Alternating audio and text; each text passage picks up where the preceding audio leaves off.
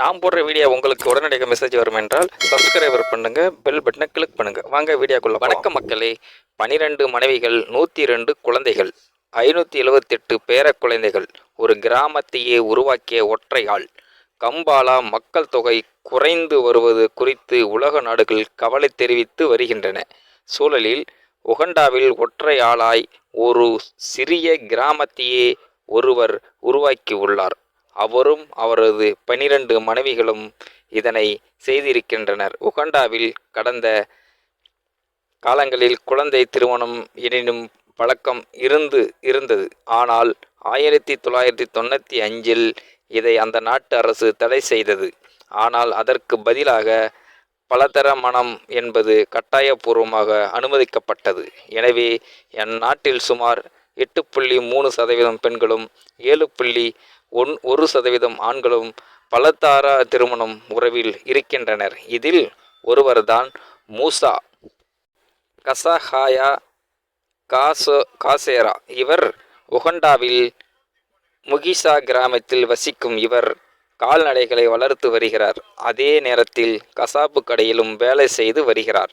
தன்னுடைய குடும்பம் குறித்து இன்ஸ்டாகிராம் பிரபலத்திற்கு அளித்த பேட்டியில் குடும்பம் எப்படி உருவானது, முதல் திருமணம் எப்போது நடந்தது என்பது குறித்து விளக்கியுள்ளார். அவர் கூறியதாவது: எனக்கு 17 வயதில் முதல் முறையாக திருமணம் நடந்தது. அப்போது நான் ஒரு துடிப்பான இளைஞன்.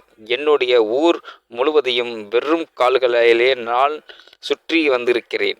கிராமத்தின் மூலை முடுக்குகள் அனைத்தும் எனக்கு தெரியும். நான் என்னுடைய மனைவியை எவ்வளவு நேசித்து திருமணத்திற்கு பின்னர் ஓரிரு குழந்தைகள் தான் பிறந்தது. அதேபோல் எனக்கு மற்றொரு திருமணம் நடந்தது. இப்படி நடக்கும் திருமணங்கள் மிகவும் இயல்பானவை. என்னுடைய உறவினர்கள் அனைவருக்கும் இதே போன்று திருமணங்கள் நடந்திருக்கிறது. எனவே இப்படியான திருமணங்கள் குறித்து எந்த ஆச்சரியமும் கிடையாது. அடுத்தடுத்த திருமணங்கள் எனக்கு வாழ்க்கை துணைவியர்கள் கிடைத்தனர். குழந்தைகளின் எண்ணிக்கையும் அதிகரித்தது. வெளியில் இருந்து பார்ப்பவர்களுக்கு இது நகைப்புக்கும் உரியதாகவும் அல்லது சொகுசான உறவுமுறை போற்றும் தோன்றும். ஆனால் எங்களுக்கு அது மிகவும் பிரச்சனையை ஏற்படுத்தியது. குழந்தைகளும் உணவு கிடைக்காமல் நாங்கள் எதிர்கொண்ட கஷ்டம் எங்களுக்கு தான் தெரியும்.